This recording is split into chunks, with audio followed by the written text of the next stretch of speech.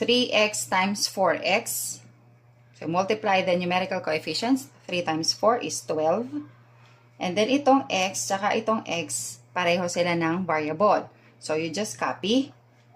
And then, ang exponent itong x is 1. Since invisible yan, wala namang nakikita. And then, ito, 1 din. So, 1 plus 1 is 2. That's it. Next, number 2, 5x squared times y squared. So, 5 times, ang numerical coefficient dito is invisible. So, 5 times 1 is 5. And then, x squared, may x dito, dito wala. So, ang gagawin nyo lang, just copy. Ito may y, pero dito wala. So, copy as well as the exponents. Simple as that. Number 3, so, walang numerical coefficient, much easier. So, x dito, may x din dito. Pag isulat, copy the base. And then, this is 3.